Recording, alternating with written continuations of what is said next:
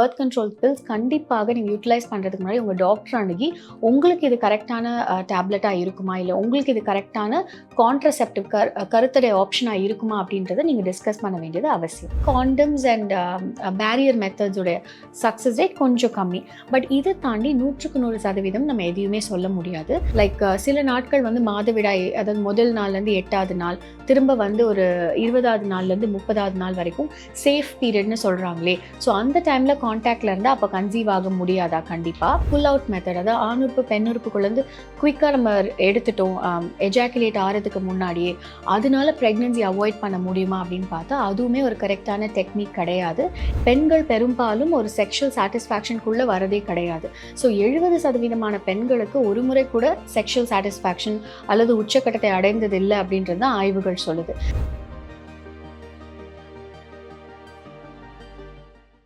So நிறைய பெண்கள் birth control bills, மாதவிடாயை வந்து தள்ளி போடுறதுக்கு இல்லை ப்ரெக்னன்சி வராமல் தவிர்க்கிறதுக்கு அந்த டேப்லெட்ஸ் யூஸ் பண்ணும்போது அதற்கு அதிகப்படியான சைடு எஃபெக்ட்ஸ் இருக்கும், இல்லை அவங்களோட பிற்காலத்தில் அவங்களோட ப்ரெக்னன்சி எது பாதிக்கும், இல்லை அவங்களோட ஃபர்டிலிட்டியை கம்மி பண்ணிடும், அந்த மாதிரி நிறைய கருத்துக்கள் இருக்குது.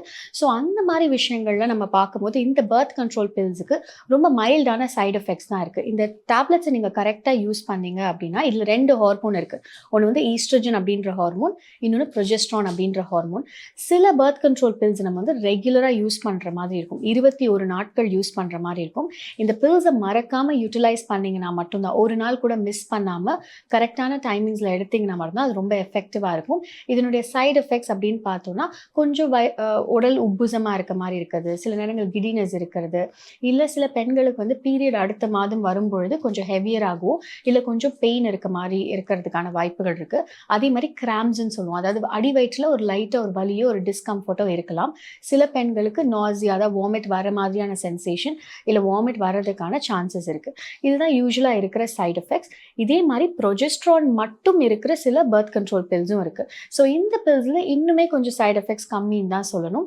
ஆனால் இந்த பர்த் கண்ட்ரோல் பில்ஸ் கண்டிப்பாக நீங்கள் யூட்டிலைஸ் பண்ணுறதுக்கு முன்னாடி உங்கள் டாக்டர் அணுகி உங்களுக்கு இது கரெக்டான டேப்லெட்டாக இருக்குமா, இல்லை உங்களுக்கு இது கரெக்டான கான்ட்ரசெப்டிவ் கருத்தடை ஆப்ஷனாக இருக்குமா அப்படின்றத நீங்கள் டிஸ்கஸ் பண்ண வேண்டியது அவசியம். 100% எஃபெக்டிவான கருத்தடை முறைன்னு எதுவுமே கிடையாது. ஆனா நீங்க உங்களுக்கான முறையை தேர்ந்தெடுக்கும் பொழுது, இப்போ நம்ம வந்து இன்ட்ரா யூட்ரைன் டிவைசஸ்ன்னு சொல்றோம், அதாவது காப்பர் டீ அணிறதன் மூலியமாக மேக்சிமமான ப்ரொடெக்ஷன், கரெக்டா அது டிஸ்லோகேட் ஆகாம அதனுடைய பொசிஷன்ல இருந்து நகராம உங்களுக்கு எந்த சைடு எஃபெக்ட்ஸும் இல்லாம அது இருந்தால் அதனுடைய சக்சஸ் ரேட்டும் ரொம்ப ரொம்ப ஹை, ஆல்மோஸ்ட் 98% இருக்கு. அதே மாதிரி கருத்தடை மாத்திரைகளையும் நீங்க கரெக்டா உபயோகிக்கும் போது அதனுடைய சக்சஸ் ரேட்டுமே அதிகம் தான். அண்ட் காண்டம்ஸ் அண்ட் பேரியர் மெத்தட்ஸோடைய சக்ஸஸ் ரேட் கொஞ்சம் கம்மி. பட் இதை தாண்டி 100% நம்ம எதையுமே சொல்ல முடியாது. நிறைய பேர் கேட்குற இன்னொரு கேள்வி வந்து சேஃப் பீரியட் டாக்டர், லைக் சில நாட்கள் வந்து மாதவிடாய், அதாவது முதல் நாள்லேருந்து 8வது நாள், திரும்ப வந்து ஒரு 20வது நாள்லேருந்து 30வது நாள் வரைக்கும் சேஃப் பீரியட்னு சொல்கிறாங்களே, ஸோ அந்த டைமில் கான்டாக்டில் இருந்தால் அப்போ கன்சீவ் ஆக முடியாதா? கண்டிப்பாக. அண்ட் என்ன மாதிரியான வித்ட்ராயல் முறைகள், அதாவது புல் அவுட் மெத்தட்னு சொல்லுவோம். ஸோ ஆணுறுப்பு பெண்ணுறுப்புலேருந்து குயிக்காக புல் அவுட் பண்ணிவிட்டு அப்போ அந்த பெண் கன்சீவ் ஆக முடியாது, இந்த மாதிரி கருத்துக்கள் இருக்கே, இது உண்மையா அப்படின்னு கேட்பாங்க. ஸோ இது ரெண்டுமே வந்து உண்மை கிடையாது. ஸோ சேஃப் பீரியட் அப்படின்றது ரொம்ப ரெகுலராக ஒரு பெண்ணுக்கு வந்து மாதவிடாய் ஏற்படுது, மாதம் 28வது நாள் இல்லை 30வது நாள் மாதவிடாய் ஏற்படணும்னா கரெக்டாக அந்த நாளில் அவங்களுக்கு ப்ளீடிங் ஏற்படுது. ஒரு முறை கூட அவர்களுக்கு ஒரு 2 நாட்கள் முன்னாடி 2 நாட்கள் பின்னாடி தள்ளி போனதே கிடையாதுன்னா அந்த முதல் 8 நாட்கள் அண்ட் அந்த லாஸ்ட் 10 நாட்கள் மேபி சேஃப் பீரியடாக இருக்கலாம். ஆனால் கண்டிப்பாக சேஃப் பீரியடாக தான் இருக்கும், அந்த டைமில் கன்சீவே ஆக முடியாதுன்றது தவறான கண்ணோட்டம். அப்படி கிடையாது, பட் இருக்கலாம். முக்கால்வாசி நேரங்களில் ரொம்ப ரெகுலர் சைக்கிள்ஸ் இருக்கவங்களுக்கு அப்படி இருக்கலாம். அதே மாதிரி வந்து புல் அவுட் மெத்தட், அதாவது ஆணுறுப்பு பெண்ணுறுப்புக்குள்ளேருந்து குயிக்காக நம்ம எடுத்துட்டோம் எஜாக்குலேட் ஆகிறதுக்கு முன்னாடியே, அதனால ப்ரெக்னன்சி அவாய்ட் பண்ண முடியுமா அப்படின்னு பார்த்தா அதுவுமே ஒரு கரெக்டான டெக்னிக் கிடையாது. ஏன்னா ப்ரீ எஜாக்குலேட் அப்படின்னு சொல்லுவோம், அதாவது செமன் ரிலீஸ் ஆகிறது முன்னாடி ரிலீஸ் ஆகிற அந்த லூப்ரிகன்ட்லயே சிறிதளவு ஸ்பெர்ம்ஸ் இருக்கிறதுக்கான வாய்ப்புகள் ரொம்பவே அதிகம். அதனாலையும் பிரெக்னென்ட் ஆகலாம் அப்படின்றதுனால கண்டிப்பாக கன்சீவ் ஆகிறதுக்கு வாய்ப்புகள் கொஞ்சம் இருக்க தான் செய்யும். ஸோ புல் அவுட் மெத்தடும் கரெக்டான ஒரு மெத்தட் கிடையாது. ஸோ நீங்கள் உங்கள் டாக்டர் அணுகி உங்களுக்கான கான்ட்ரசெப்ஷன் என்ன, உங்களோட பாடி கண்டிஷன் என்ன, அதுக்கு எது யூஸ் பண்ணலான்றதை கேட்டு தெரிஞ்சுட்டு அதை கரெக்டாக யூஸ் பண்ண வேண்டியது அவசியம். ஸோ பெண்களுடைய செக்ஷுவல் ரெஸ்பான்ஸ் பற்றி நிறைய பேர் கேட்பாங்க. ஏன் பெண்களால் ஈஸியாக ஒரு உச்சக்கட்டம் அடைய முடியல, ஆண்களுக்கு இணையாக குயிக்காக வந்து ஏன் ஒரு ஆர்காசம் ஏற்பட மாட்டேங்குது பெண்களுக்கு அப்படின்னு நிறைய பெண்களும் சரி தம்பதியினரும் சரி கேட்கறது உண்டு. ஸோ இதனுடைய ஃபேக்ட் பார்த்தீங்க அப்படின்னா ஆண்களுக்கு வந்து உச்சக்கட்டத்தை அடையிறதுக்கான நேரம் வந்து ரொம்ப குறைவு. ஏன்னா அந்த செக்ஷுவல் ரெஸ்பான்ஸ் சைக்கிள்னு சொல்லுவோம். இந்த ஒரு ஸ்டேஜஸ் வந்து ஆண்களுக்கு வந்து ரொம்ப ஷார்ட், ஆனால் பெண்களுக்கு கொஞ்சம் நீளமானது. இதனுடைய ரீசன் பார்த்தீங்கன்னா நிறைய ஆய்வுகள் நடத்தப்பட்டு அதில் வந்து ஒரு சில ஸ்டேஜஸ் ஆஃப் செக்ஷுவல் ரெஸ்பான்ஸ் அப்படின்னு சொல்லுவோம். ஸோ இதில் என்னென்ன ஸ்டேஜஸ் இருக்குன்னா மாஸ்டர்ஸ் அண்ட் ஜான்சன்ஸ் அப்படின்றவங்க இதில் ரீசர்ச் பண்ணி கண்டுபிடிக்கப்பட்ட ஸ்டேஜஸ் என்ன அப்படின்னு பார்த்தோம்னா arousal, desire, excitement, plateau and then அவங்களுக்கு ஒரு ஆர்காசம், அப்புறம் ரெசல்யூஷன். இந்த மாதிரி தான் சில ஸ்டேஜஸ் ஆஃப் செக்ஷுவல் ரெஸ்பான்ஸ் இருக்கும் அப்படின்னு கண்டுபிடிக்கப்பட்டிருக்கு. ஸோ இந்த 4 ஸ்டேஜ் மாடல், அதாவது இந்த மாஸ்டர்ஸ் அண்ட் ஜான்சன்ஸ் மாடலில் பெண்களுக்கு ஆர்காசம்கான டியூரேஷன் அதிகமாக இருக்கு. இதற்கான முக்கிய காரணம் வந்து ஃபோர்ப்ளே அல்லது அரவுசல்ல குறுகிய காலகட்டம், அதாவது குறுகிய டைம் மட்டுமே ஸ்பெண்ட் பண்ணுறதுனால தான். ஸோ ஆண்கள் இப்போ இருக்க இந்தியன் சொசைட்டி பொறுத்த வரைக்கும் ஆண்கள் உச்சக்கட்டத்தை அடைந்துட்டா மட்டுமே அந்த ஒரு செக்ஷுவல் கான்டாக்டே முடிஞ்சிடும், அந்த செக்ஷுவல் ஆக்டிவிட்டியே முடிஞ்சிடும். பெண்கள் பெரும்பாலும் ஒரு செக்ஷுவல் சாட்டிஸ்ஃபேக்ஷனுக்குள்ளே வரதே கிடையாது.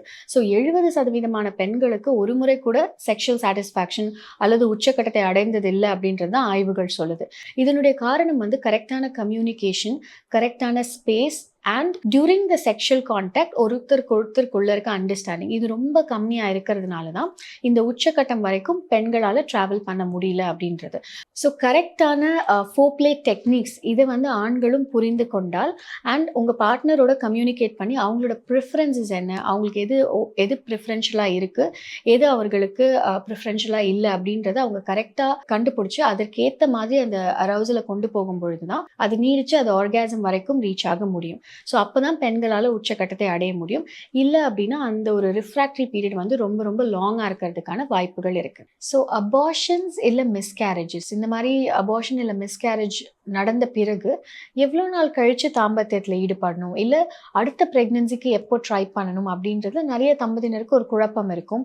ப்ளஸ் ஃபேமிலி ப்ரெஷர், இப்போவே இம்மீடியட்டாக அடுத்து பிளான் பண்ணுங்கள், டிலே பண்ணாதீங்கன்னு சொல்கிற ஃபேமிலிஸ் இருப்பாங்க. ஸோ எப்போ பிளான் பண்ணணும் அப்படின்னு, இல்லை எப்போ வந்து கான்டாக்டில் இருக்கணும் அப்படின்னு நம்ம பார்த்தோம் அப்படின்னா, ஸோ ஒரு முறை ஒரு மிஸ்கேரேஜ் நடக்குது, இல்லை ஒரு அபார்ஷன் ஏற்படுது அப்படின்னா அதற்கான காரணம் என்னன்றதை தெரிந்து கொள்ள வேண்டியது ரொம்ப ரொம்ப அவசியம். வாழ்க்கையில் ஒரு முறை ஒரு பெண்ணுடைய ஒரு ஃபர்டிலிட்டி பீரியட்ல ஒரு முறை நார்மலாக மிஸ்கேரேஜ் ஆகுறதுன்றது இட்ஸ் நார்மல் ஆகலாம். ஆனால் திரும்ப திரும்ப மிஸ்கேரேஜஸ் ஆகிட்டே இருக்குது அப்படின்னா அதுக்கு பல காரணங்கள் இருக்கலாம். ஹார்மோனல் ப்ராப்ளம்ஸ், ரத்த ஓட்டத்தில் சில மாற்றங்கள், மரபணு சம்மந்தப்பட்ட பிரச்சனைகள், இந்த மாதிரி பல பிரச்சனைகள் இருக்கலாம். ஸோ அதை ஐடென்டிஃபை பண்ண வேண்டியது ரொம்ப முக்கியமான ஒரு விஷயம். இதை ஐடென்டிஃபை பண்ணுறது பண்ணல, என்ன மாதிரியான டெர்மினேஷன் நீங்கள் பண்ணியிருக்கீங்கன்றது முக்கியம். ஸோ நார்மலாக டேப்லெட்ஸ் வச்சு அபார்ஷன் நடந்திருக்கா அல்லது டிஎன்சி மாதிரி பண்ணியிருக்காங்களா அப்படின்றது. ஸோ இந்த மாதிரி டேப்லெட்ஸோ இல்லை டிஎன்சியோ பண்ணியிருந்தால் கண்டிப்பாக அட்லீஸ்ட் ஒரு 6 வீக்ஸ் கேப் விட வேண்டியது அவசியம். செக்ஷுவல் கான்டாக்ட்ன்றதை தாண்டி அடுத்த ப்ரெக்னன்சி பிளான் பண்ணுறதுக்கே ஒரு 6 வாரம் கேப் விட வேண்டியது அவசியம். செக்ஷுவல் கான்டாக்டுக்கும் இதுக்கும் சம்மந்தம் கிடையாது. பட் அன்ப்ரொடெக்டட் செக்ஷுவல் கான்டாக்ட் திரும்ப ஒரு ப்ரெக்னன்சிக்கான ஒரு காரணியாக இருக்கலான்றதுனால கரெக்டான கான்ட்ரசெப்ஷன் யூஸ் பண்ணி சேர்ந்துருக்கணும். இம்மீடியட்டாக கூட சேர்ந்துருக்கலாம், அதனால எந்த பிரச்சனைகளும் வராது. Immediately after DNC or immediately, அதாவது ஒரு 48 hours 2 to 3 days after DNC or an abortion சேர்ந்துருக்கலாம். பட் கரெக்டான கான்ட்ராசெப்ஷன், காண்டம்ஸோ இல்லை டேப்லெட்ஸோ எடுத்துக்கொள்ள வேண்டியது ரொம்ப இம்பார்ட்டன்ட். பட் அதற்கு ஒரு வரையறை கிடையாது. அந்த இடம் ரணம் ஆறணும், இல்லை அந்த இடம் ஹீல் ஆகணும் அப்படியெல்லாம் எதுவும் கிடையாது. ஏன்னா அங்கே ஒரு தையலோ அங்கே ஒரு ரணமோ பெருசாக கிடையாது. உள் சுவர் தான் திரும்ப வந்து அதனுடைய எண்டோமெட்ரியம் தான் திரும்ப ரீக்ரோ ஆகும். That is normal. So contact இருக்கிறதுக்குன்னு ஒரு பீரியட் கிடையாது. பட் ப்ரெக்னன்சி நீங்கள் பிளான் பண்ணுறீங்க அப்படின்னா கண்டிப்பாக ஒரு 6 வாரமாவது பிரேக் விட்டு ஆஃப்டர் தட் பிளான் பண்ண வேண்டியது அவசியம். அண்ட் ஒருவேளை உங்கள் டாக்டர் அட்வைஸ் பண்ணுறாங்க, இல்லை ஒரு கேப் விட்டு அதற்கப்புறம் அடுத்த ப்ரெக்னன்சி பிளான் பண்ணுங்க, இல்லை கரெக்டான காரணி ஐடென்டிஃபை பண்ணிவிட்டு அதற்கப்புறம் ப்ரெக்னன்சி பிளான் பண்ணுங்கன்னா அட்லீஸ்ட் ஒரு 3 மாதம் கேப் ஆகுது, கண்டிப்பாக இருக்க வேண்டியது அவசியம். Don't forget to subscribe miss wow Tamizha. Subscribe பண்ணுங்கள், எல்லா வீடியோஸும் லைக் பண்ணுங்கள், உங்களுடைய கமெண்ட்டை கமெண்ட் செக்ஷனில் ஷேர் பண்ணுங்கள். Thank you so much.